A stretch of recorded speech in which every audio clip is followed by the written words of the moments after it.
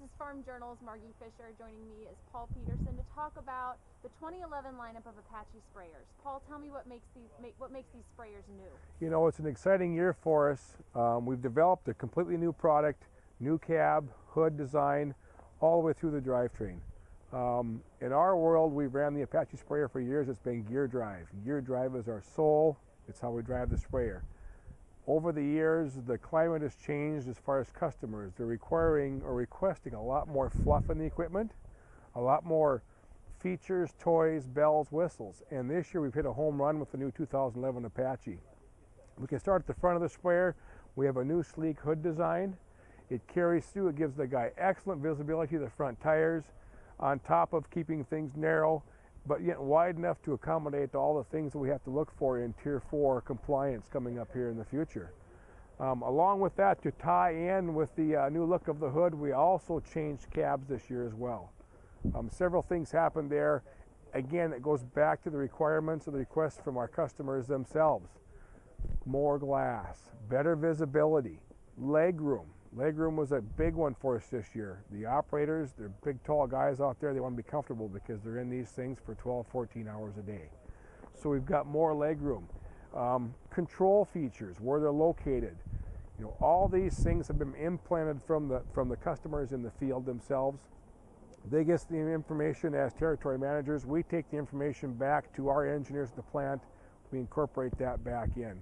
And Paul, that's a brand new entry design, isn't it? Brand new entry design. Once again, it's coming back from the requirements or the request of the customers. They want to be able to get in the sprayer easier. I mean, fellas are not getting any smaller, let's face it. So it's tougher to get in underneath these machines, to get underneath the booms and things like that. Short of putting a catwalk out the front, which we see a lot of our competitors doing, it's easy to get in that way, yes, but you lose all visibility to your front tires. We are a true row crop sprayer. When we spray the rows, we go with the rows.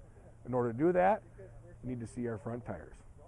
So we've angled the ladder, made access a lot easier to the cab, went with the suicide type door to where it's easy access there, giving the operator all the visibility he wants on top of the access to the machine itself.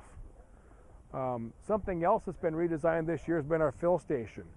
You know, we haven't gone to the full extent of becoming completely automatic like the washing machine in the house, where you set the spin cycle, you push the button, and it takes care of itself. You know, those kinds of things in our world are a lot more complicated. They cost more money to implement, which essentially drives the price of the sprayer up, on top of increasing the possibility for failures.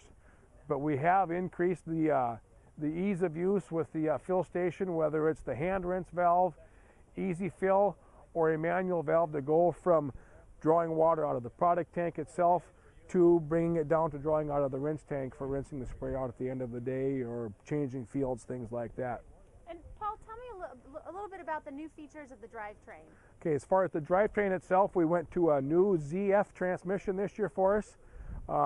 It's a new transmission for us. Been on the market for a lot of years in the industrial or in the road construction industry.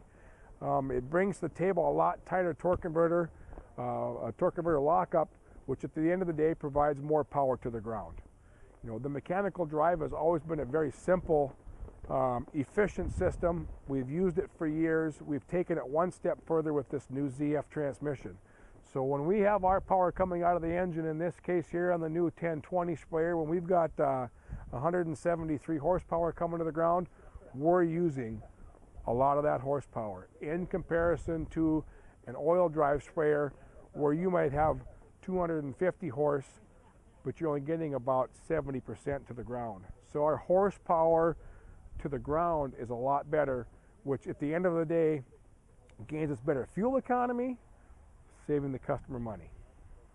And any other features you'd like to highlight on the new 2011 models? You know, the 2011s, with the difference in the transmission, it's a little bit beefier transmission in there. We've increased our frame rails in width, which has given us a little bit better deflection of our suspension cylinders in the back, increasing our ride. We've got a lot better ride this year than we've had in the past, and a lot of that goes back to some of the features that really kind of, you know, for lack of a better term, accidentally came across with some of the parameters we had to stay in with the widening of the frame rails and things like that.